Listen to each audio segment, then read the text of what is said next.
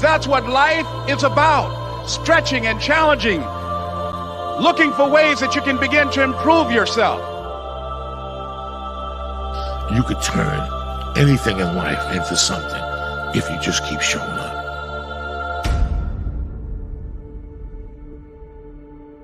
If you throw shit against the wall, eventually something will stick. You guys that have this potential, don't have this potential, that shit dies. What continues to last forever is a perseverance to always show up. That's what champions do. Every single champion is the same as every ordinary person. The only differential is that they show up to the event every single day. They see failure as a learning curve. They welcome failure. You learn more from failure than you ever will from success. So showing up and getting knocked on your ass, finding intestinal fortitude, stand back up and face that endeavor is going to be the overriding factor that makes a difference. Everything you do to the best of your ability. It doesn't matter what you're doing, it's the fact that you're doing it, so therefore it means something to you. It doesn't matter what you're born with, it doesn't matter your potential, how much, silver spoon of money you have. All of that can be attained if you show up and you're willing to risk failure for success. Taking responsibility for whatever happens to you. Knowing that you have consciously made the decisions that are now affecting you. Knowing that what is happening now, today, is the direct result of your activity, what you did yesterday.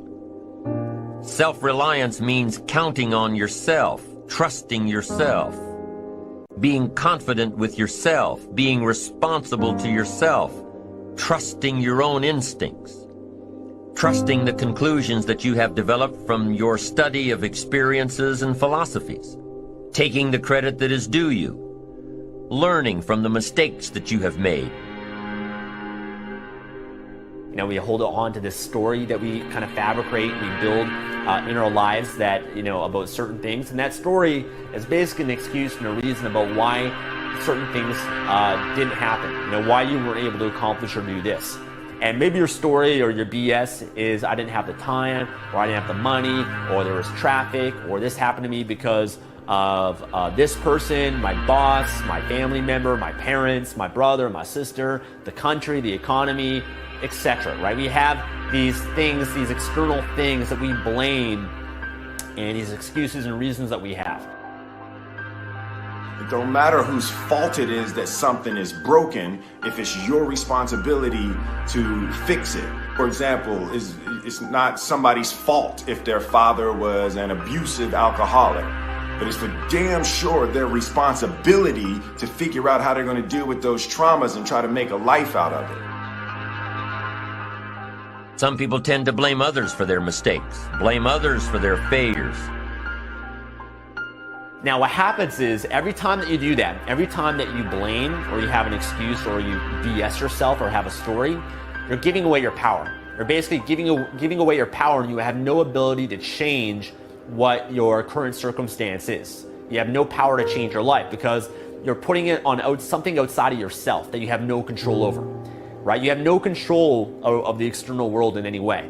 Right? You have influence at best, but you have 100% control over yourself, over your own mind, your own thoughts, your own actions, your own behaviors in your life. You have full control over that. You might be influenced by the outside world, but you're ultimately the person that decides everything in your life. As long as we're pointing the finger and stuck in whose fault something is, we're jammed and trapped into victim mode. When you're in victim mode, you are stuck in suffering. The road to power is in taking responsibility. Your heart, your life, your happiness is your responsibility, and your responsibility alone. Now, my approach to my better future very early on in my career was to just go through the day with my fingers crossed. And I used to say something like, I sure hope things will change for the better. Then here's what I found out. They're not going to change. Somebody says, well then, how will my life ever change? Answer, when you change. When you change, when you get better, it'll get better. If you change, it'll all change. Don't put it on someone else. Hope that someone else will change it for you. Take responsibility for yourself. Take personal responsibility.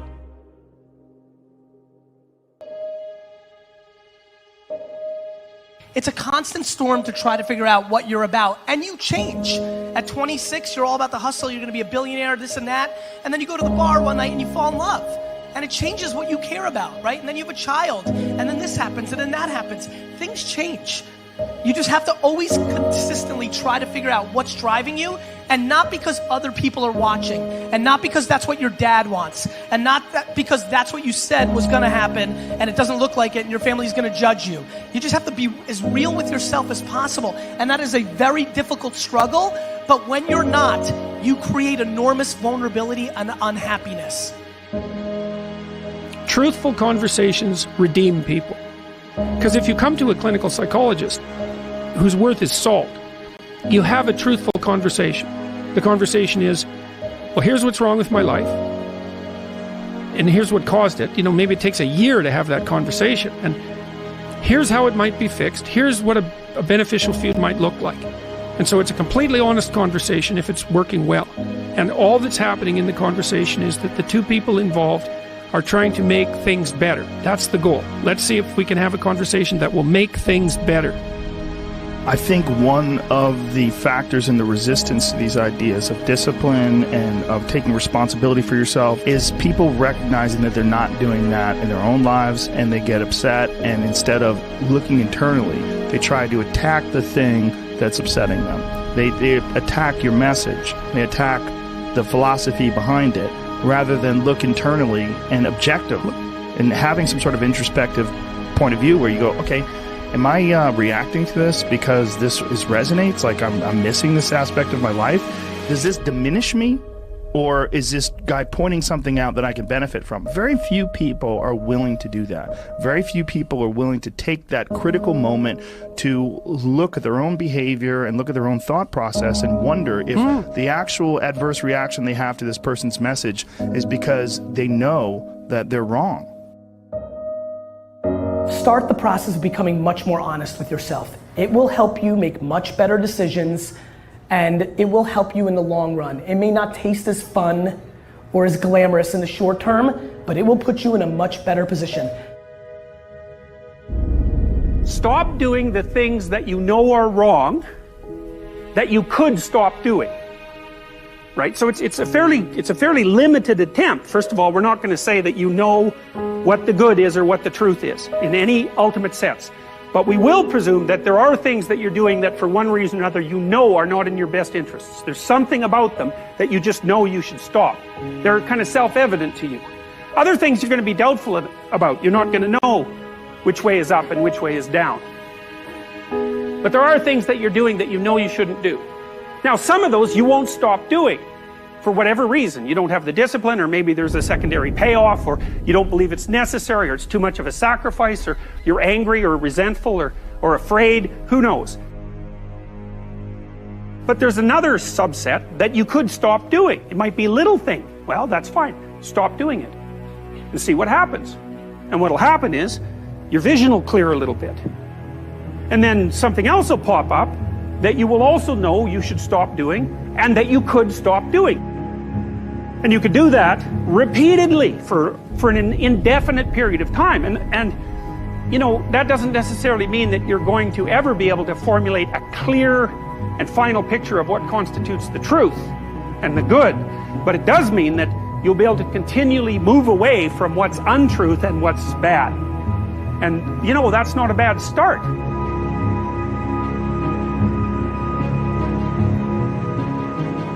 Discipline, it does start with waking up early. It really does. But that is just the beginning. Discipline is the root of all good qualities. But you have to absolutely apply it to things outside of just waking up early. It's everything. It's working out every day, making yourself stronger and faster and more flexible and healthier.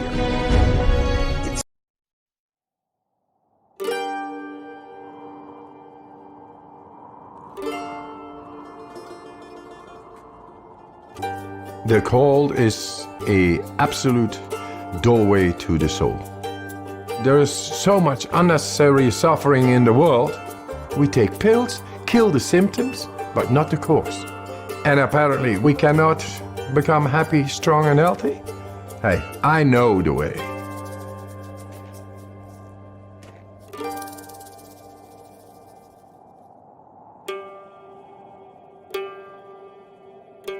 The cold is merciless, righteous.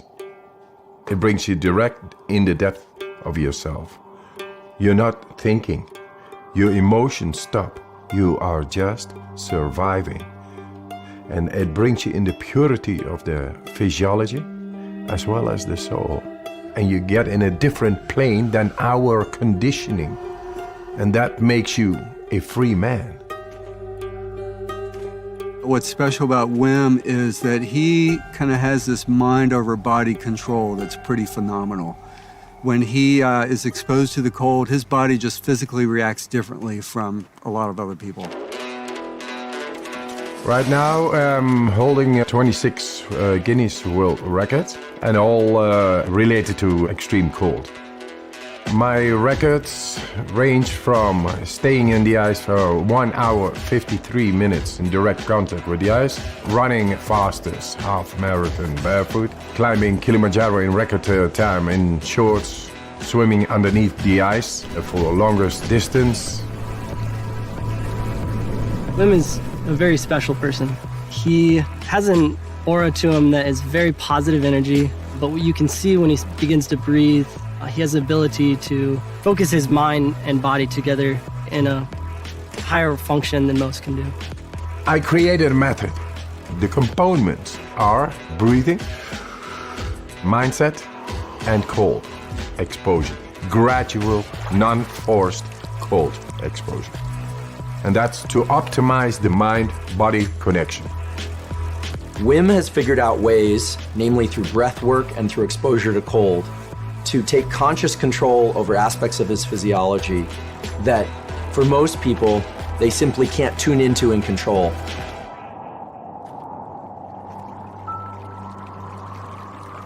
The cold, my warm friend, it brings about a whole lot of more energy, and that together with breathing makes you so powerful. But then you lose your wife and it all rumbles down. 4 children I had with my wife, and I was to be with her forever. She was the love of my life.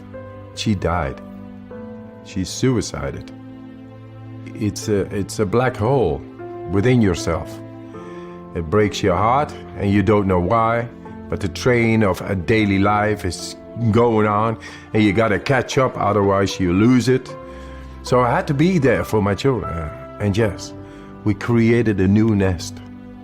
My children made me survive in that time, but nature healed my wounds. The cold gave me a direct understanding of deeper breathing and how to heal a broken heart. Then I went and did all kinds of remarkable challenges. Apparently, they found it very remarkable and great and spectacular. So I came in contact with television. One after the other, they challenged me more. Hey, go swim 50 meters under the ice. Go swim 100 meters under the ice. Climb Mount Everest in shorts. That led up that the scientists became curious. Hey, what this man is doing is not possible physiologically.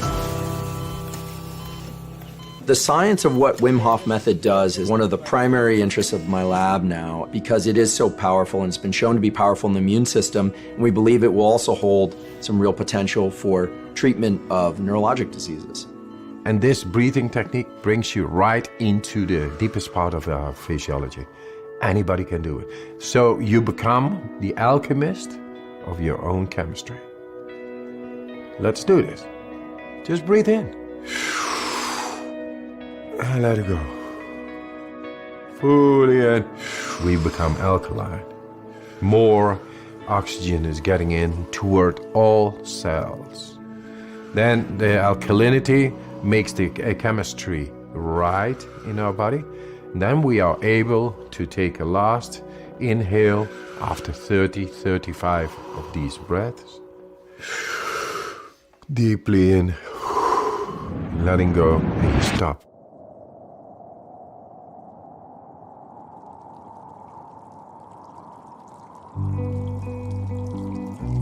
The Wim Hof method is neither distress nor eustress, thrilling. It's somewhere right in between where I believe adrenaline is high and cortisol is low, which gives the person who's doing the method this incredible feeling of well-being and control over their own physiology and mental state.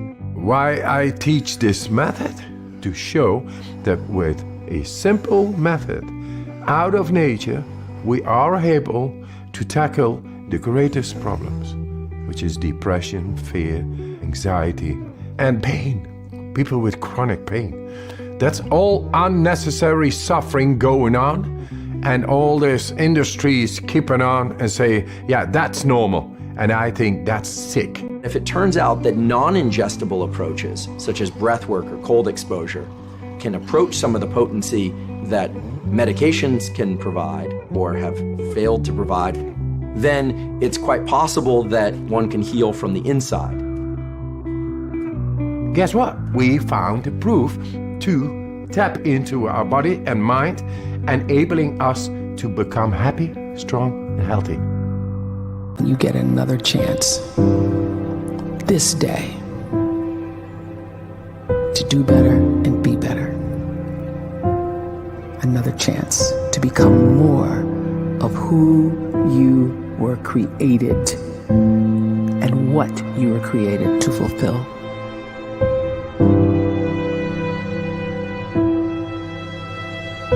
Everyone in the world is capable of living outside the role or beyond the roles that they place themselves in, no matter what it is. You're not just a dad, you're not just a banker, you're not just a brother or a son or a convict. It doesn't matter. Like, everyone is bigger, much bigger, infinitely bigger than the roles they place themselves in, and is capable of reaching potential greater than anything they could imagine.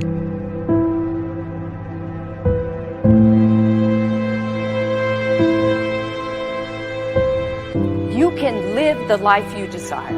It's right there in front of you.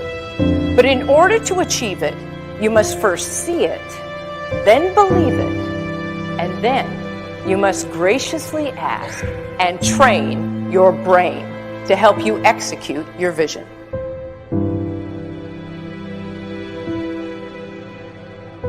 So when you start to focus and you delete distraction from your life, and you start to get seriously invested in doing one thing staggeringly well, and you practice that one thing over and over, a term to think about is mundanity.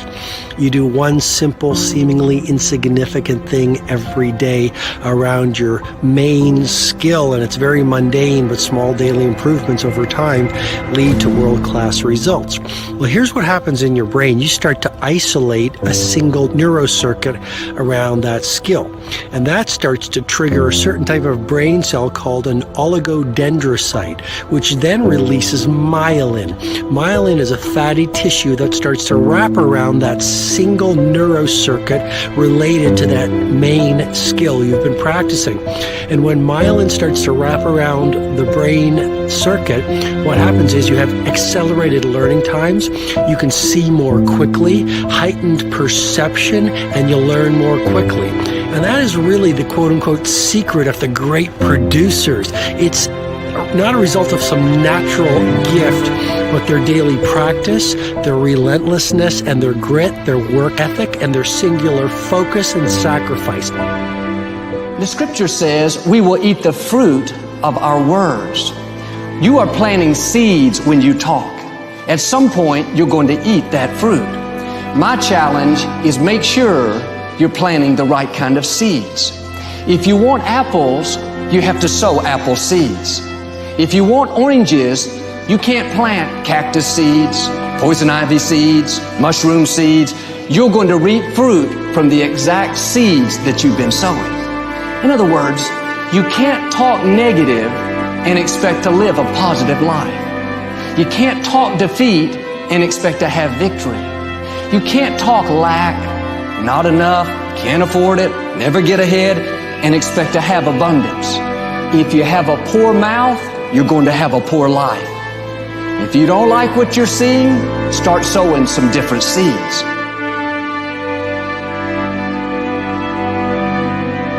We may not realize it, but we're always feeding ourselves.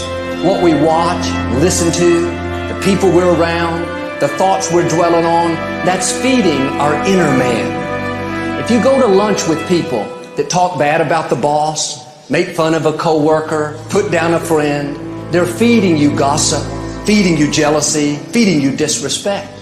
Here's the key. Whatever you feed is going to grow. You may not like what they're feeding you. You're a nice person. But if you continue to hang around them, before long, you'll be gossiping. You'll be critical. You'll be disrespectful. Why? Because you kept feeding the wrong things. If you're always feeding negative thoughts, thinking, I'll never get well, I'll never meet the right person, you're feeding doubt, feeding mediocrity, feeding fear. If you know exactly what you want to be, you need to spend as much time with people that are actually that already.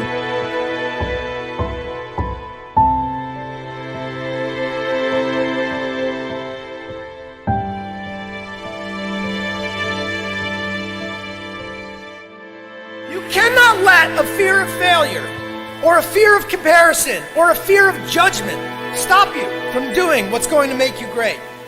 You cannot succeed without this risk of failure. You cannot have a voice without the risk of criticism. And you cannot love without the risk of loss. You must go out and you must take these risks.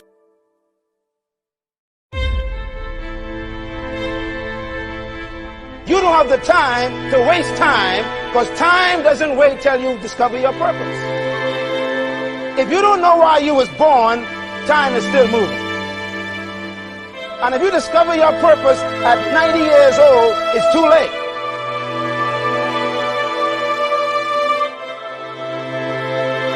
You don't know how young you are. What if you die in 2 years? You're pretty old right now. You got 2 years left.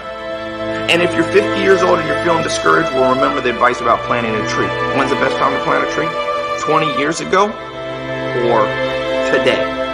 So if you're 50 and you feel like life left you behind, well, get started right now. Better late than never. Better late than never. Don't think about time and age so much. It gets people distracted. When the whole world's distracted, you be focused.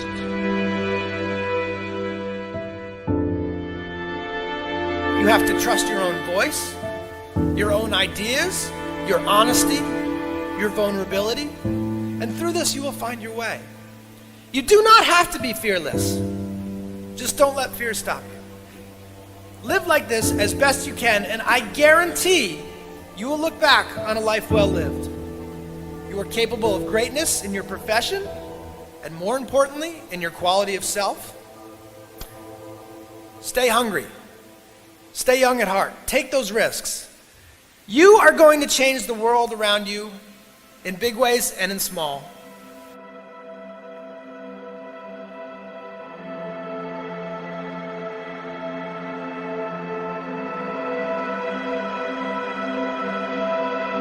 But see, anybody, if you want to, can go searching for a good plan, pick it, and start working it. And sure enough, as the time passes, as it surely will 5 years from now, 10 years from now, then you'll be winding up wearing what you want to wear, driving what you want to drive, living where you want to live, become what you want to become.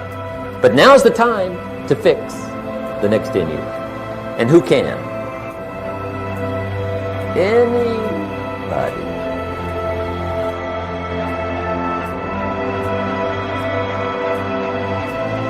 You were created to give life and make a difference with your gift somewhere. That's why you came to this place.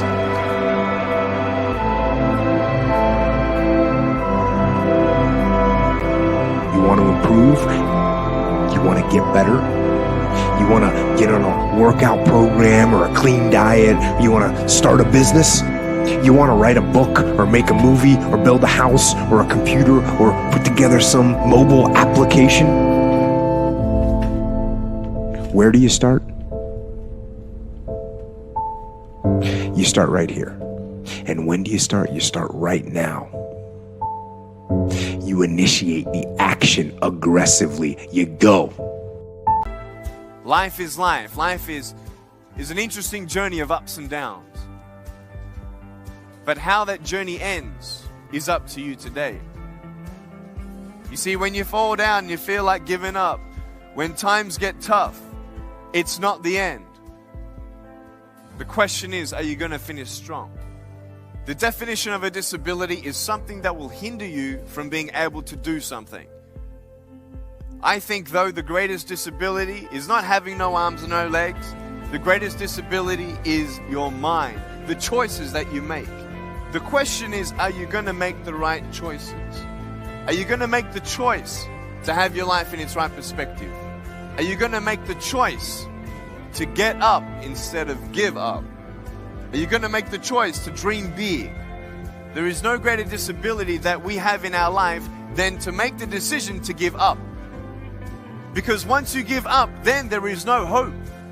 But until you give up, there is that hope. My passion is to encourage people, to inspire people to be all that they can be.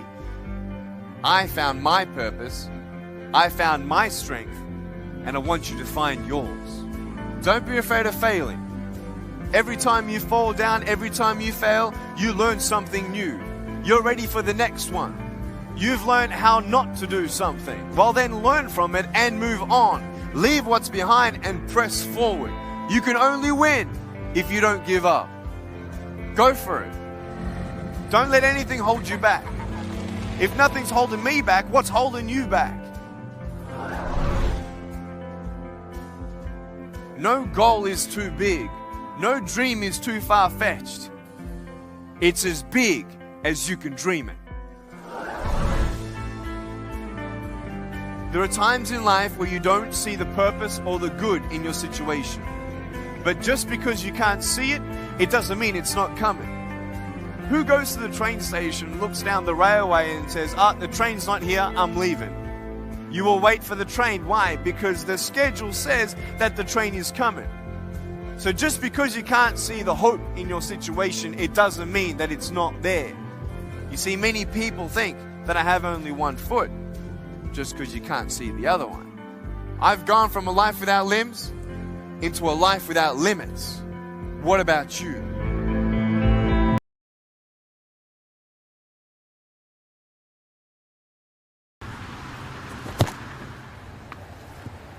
I wasn't ready.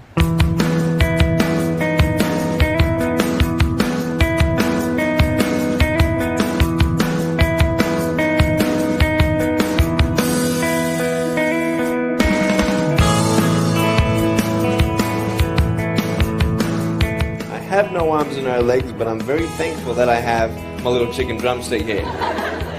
People freak out when they see me for the first time. It's so cool. I was at a water slide all by myself. Everyone obviously at the bottom of the slide is looking up and waiting for other people to come down, and here I come and they're freaking out. They're like, you know, like this. And I was so tempted to look at myself and go, what happened? You know? And there were times where I sort of looked at my life and thinking, well, I can't do this and I can't do that. And you keep on concentrating on the things that you wish you had or the things that you wish you didn't have. And you sort of forget what you do have. And there's no point, I believe, in my life where I wish I had arms and legs, I wish I had arms and legs, I wish I had arms and legs, because wishing won't help. But what I've seen in life are just a couple key principles, and the first thing that I've seen is to be thankful. It's hard to be thankful, man. I tell you, when I was 8 years old, I sort of summed up my life and thought, I'm never going to get married, I'm not going to have a job, I'm not going to have a life of purpose. What kind of a husband am I going to be if I can't even hold my wife's hand? It's a lie to think that you're not good enough. It's a lie to think that you're not worth anything.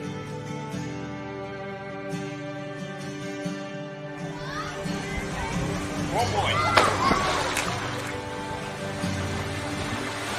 Woo! It's freezing, I can't feel my hands. I love life. You know, so many people come and say, how come you smile so much? And I'm like, well, it's a long story. But it's very simple at the same time. You see, it's very hard to smile sometimes in life. There are things that happen that you don't know and you don't understand, and you don't know if you're going to get through it. You know, you go through your storms in life and you don't know how long this storm's going to be.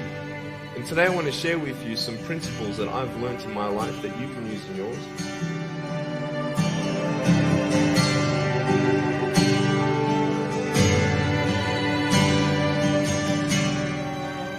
Being patient is beautiful. I tell you, it's the hardest thing.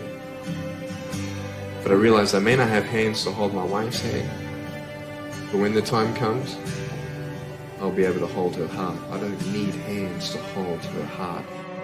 You know, it is scary to know how many girls have eating disorders. It is scary to know how many people are just angry at life because of their situation at home and angry at others. It's scary to know how many people actually feel like they're worth nothing. Every single girl right here, right now, I want you to know that you are beautiful. You are gorgeous just the way you are. And you boys, you're the man. On this DVD, I share my experiences in life of how I've overcome challenges and seen a new, fresh perspective in life. To be thankful, to dream big, and to never give up. I speak to children, youth, and adults about key issues and principles that I've applied in my life that has given me the strength to conquer all that comes before me.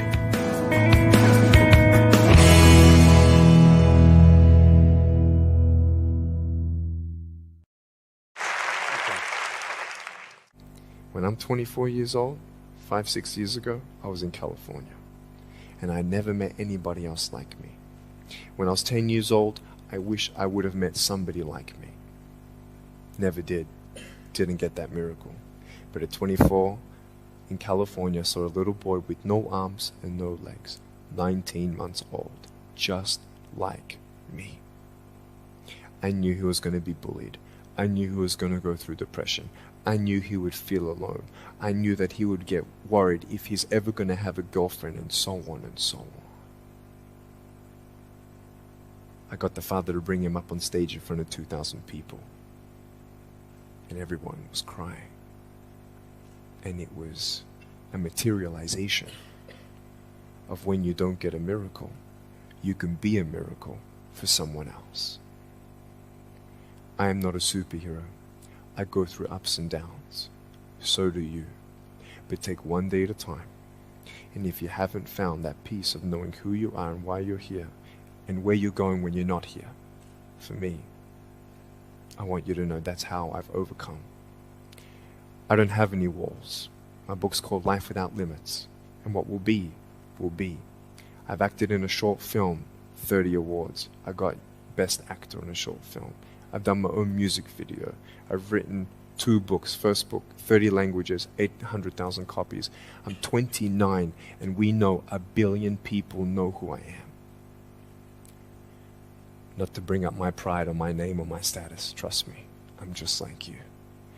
But I hope you are inspired to know that if I can dream big, then so can you. There are no walls. Find your peace, and you'll make your walls doors. Thank you so much.